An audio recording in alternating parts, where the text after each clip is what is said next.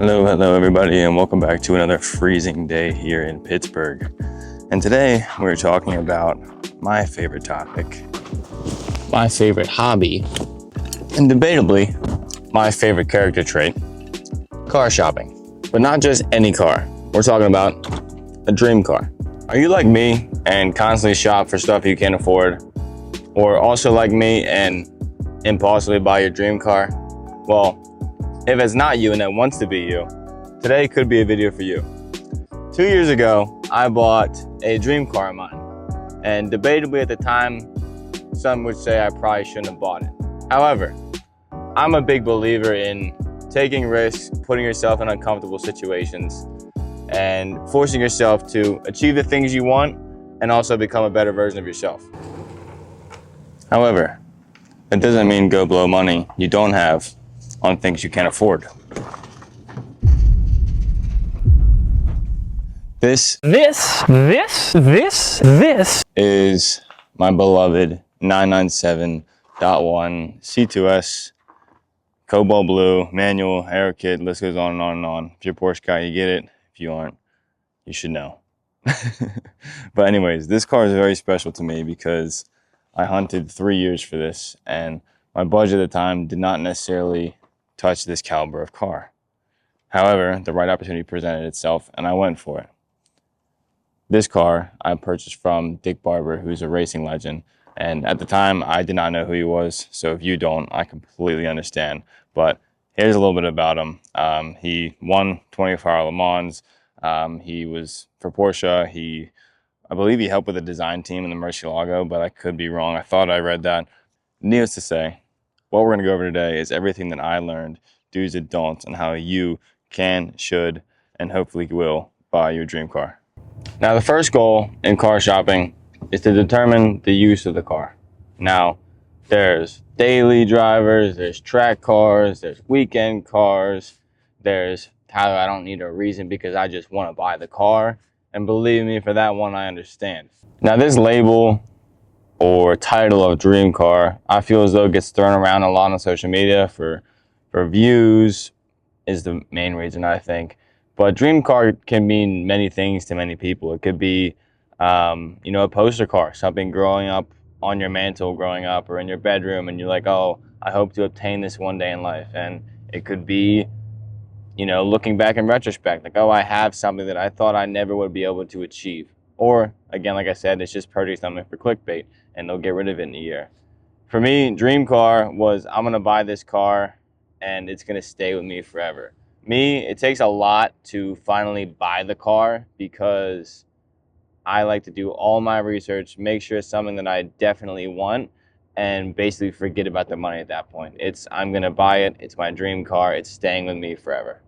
The second goal to keep in mind is, when do you want to purchase? If this is a project car that you have cash in hand and it's going to stay with you and you're going to build it, by all means, buy it. But a lot of people, when talking about the idea of a dream car, they don't have cash in hand, which means you're going to have to be prepared. Now, it is possible to be unprepared and buy said car. You're looking at them. However, I do not recommend doing that. Matter of fact, let's bounce back to me 2 years ago when I bought the car, losing my absolute and not knowing if I'm going to be able to obtain the car. Let's hope for the best here. Sure, yeah, you know what? He's not quite in the office yet. I can shoot him an email so that... This is Robert. How can I help you? I missed a call from you this morning. No problem at all. Sorry to bug you so early. I'm from Pittsburgh, so different time zone. I called you guys, and I was like, oh, wait a second. He's not even in yet. No, that's okay. We're usually in at 7:30 Southern California time. I just have a little bit later. Oh, no problem at all. Reason I'm calling is I found a dream car of mine that Dick Barber has for sale, and he referred me to you to hopefully get approved and purchase it. Let's do it. What kind of car are we looking at here? So it is a 2007 Porsche 911, but it has a unique color and a factory aero kit. I've been hunting for this color for like 2 years now. Cool. Let's get the app going. Whew, I'm freaking out. Currently waiting to hear back from finance because I have yet to get a call back about payment, down payment, interest rate, all that type of stuff. But I was approved, so I guess in my opinion, I'm safe to assume that I can purchase the car. Dick just sent me the bill of sale, so I'm filling that out now to send back to him, and then at that point in time, I believe finance will have everything that they need, and then I will just need to figure out wiring instructions for the down payment, and then the fun part, which would be figuring out how, when, and where I'm gonna be picking this beauty up. So this is stressful as hell. Officially 9 p.m., which means the bank in Cali is now closed. So I'll have to wait till tomorrow. I think I'm in a good position though, because the seller, Dick, sent me the bill of sale.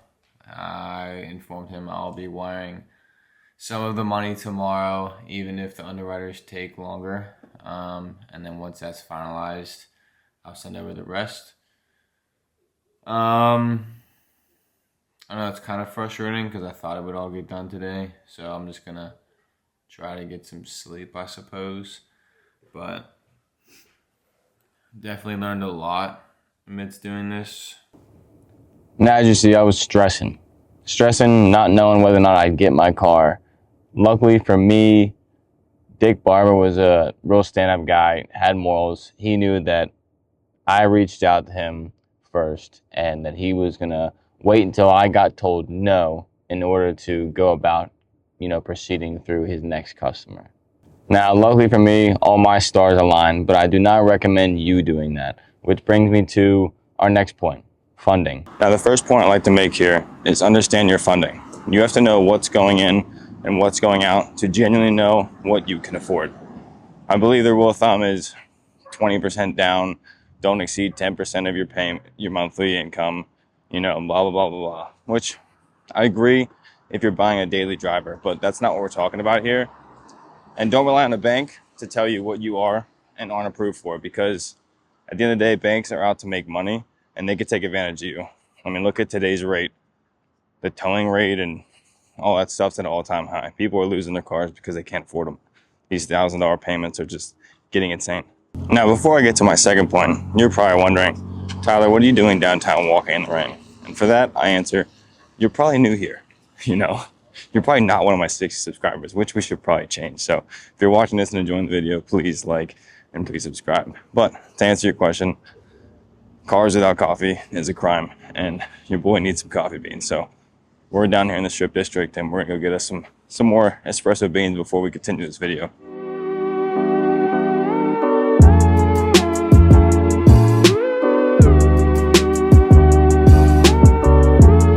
One of my favorite things to get downtown the Strip are these pepperoni rolls that they serve from just carts on the side of the street. They're so good. Look at this thing. Now that the goods are secured, that brings me to my second point, which is where you're gonna get the funding from. Now, when I bought my car, I, knowing nothing, decided to go over to my local PNC and was like, hey, now actually I was traveling. So I went into a foreign PNC and was like, hey, trying to buy this car. I'm gonna put such and such down. I was putting $20,000 down, and I was like, hey, what can I get approved for the remaining? And they were like, well, is it a Ford GM, major brand? And I said, no. I said, it's a small dealer out in Georgia. She goes, well, then you get to do this private loan, and those max out at like $15,000 or something crazy. So that was for go. So after all this digging, after I got a hold of Dick again, I went through his local branch. Now, this wasn't local, it's just a common one he uses because they do special financing. Now, people like Woodside and I believe Premier Financial, the one that Ed Bowling works with, they do special financing where they give you an okay rate, somewhat higher. I think it's like mid sevens or so, which it does fluctuate. And they can push your loan out further. So 8, 10, I think 10 might be the highest, but they're designed for buying high-end cars, right? Some of these cars are house payments. So if you do stuff like that, you can get a cheaper monthly payment. So for instance, on my car, sorry, I had to change my gripping there.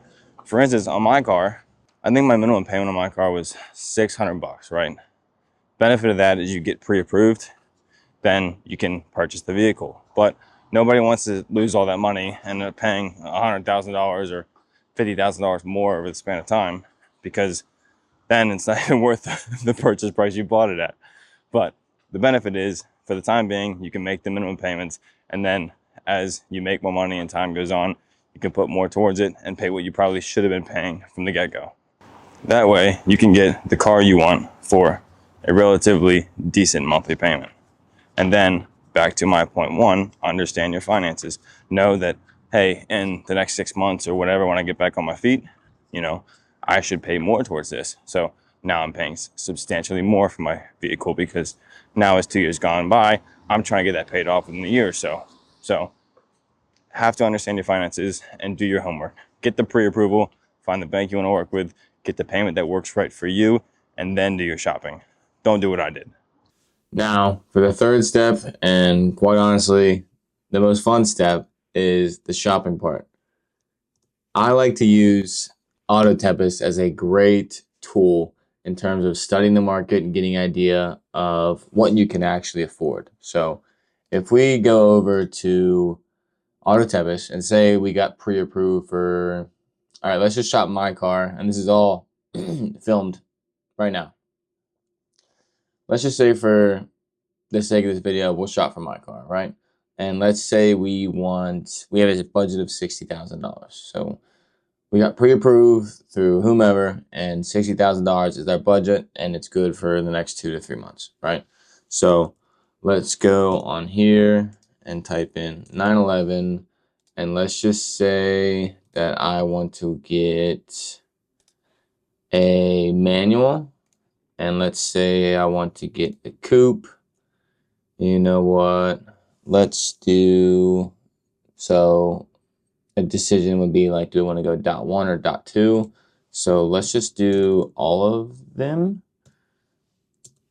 And $60,000 is our budget. We're going to do $55,000 as our min. Reason being, if you keep it short in terms of your increments, you get less results through a larger span of nationwide, and then get a better idea of what those outliers are. So when I was shopping for a car, I like to do prices, and I like to do mileage. So max mileage on this car, let's just say 50,000, because these cars are very reliable. We know that a sub 10,000 mile one is probably going to be ridiculous and out of our price point, but we should be able to find multiple examples in the sub 50,000 category. So we'll go here, and I like to go highest price to lowest. That way we could see what our best is. And that's how I found my car. So when I say I shopped for my car for 3 years, it was the original cobalt blue 911 aero kit, all that black interior, right? For that to come up, it took 3 years. You saw in the video, it's not like I was waiting around with cash in hand for 3 years. Because before that, I bought an M4, and I was enjoying that and didn't really have the means to go shop for this car. However, by doing this and studying, again, to my original point, shopping for stuff we can't afford, this is what you're left with. So by doing this, we get an idea of what the market states, and more importantly, what our best deals could be. So looking here, there's an S model for sub 60, black on black, with 44,000 miles to manual. That looks like a good deal to me. And prices must have gone up. That, or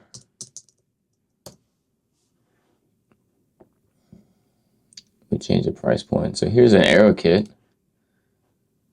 and it is a manual. Looks like an aftermarket shifter. So there's a white aero kit. It's a non-S model for 53. So these prices must have gone up a little bit, which, yay to me. I did a good job in terms of buying towards the bottom. But so let's just compile and shorten this up. It looks like you can buy an S, and then with relatively good mileage, sub 60, and you could buy a non-S and save some money with also good mileage and an aero kit. Now, I'm sure, here's a great example, 2008 S with 30,000 miles for 54. And you can also do aftermarket aero kits if that's something you want to shop for, but in the Porsche community, it's all about factory options. And it's also what I wanted as well in terms of just fitment quality. But needless to say, looks like if you waited and set these reminders, you could shop this and save this search and see what pops up. And that's what I do. Once I figure out what I can afford in my price range and figure out what the best examples are and the worst examples are based off what it is you want in your dream car, if you want to build it or if you want to buy it, now you go to Auto Tempest, you go to Craigslist, you go to Facebook, and you set those reminders. And honestly, happy hunting. Now you can also use Bring a Trailer. Cars and Bids is a great option. I've never personally shopped through auction, especially online auctions, but with those platforms, I would trust them. They know what they're doing. I'm not sure on pricing. I think there are something about like a 5% fee, I think I heard. But you'll find good deals in there. I mean, you can go back and look at histories and find those as well. And honestly, that's the most fun part is shopping. Once you shop, you'll get a better understanding of what you can afford and what those good deals are. And also, say you're not pre-approved, right? And you practice this. Say in your mind, you pick a good one, right? Your reminder goes off, you find a good one. If that thing sells within 5 days, you know you're on track. You know you have a good deal and you know what to shop for. So when you do have that cash in hand, you do have the pre-approval, you can go jump on those and then enjoy it for as long as you want. I hope you enjoyed today's video. Thanks for tuning in. I'm gonna enjoy those coffee beans we just got and get to editing. Like I said earlier, please like, please subscribe, and let me know if it's something you liked. And let me know if it's something you want me to dive more into, because this is just kind of a generic overview for people who, myself 2 years ago, had no idea. I taught myself how to drive manual in this car. I taught myself how to, seek financing last minute in this car. And I honestly got lucky, and with a little bit of research and good luck, I have a great car in my garage and I'm gonna keep forever. Hopefully I can pass on that good luck to you guys, but take with that information in this video and use it, and happy hunting. I'll see you next one.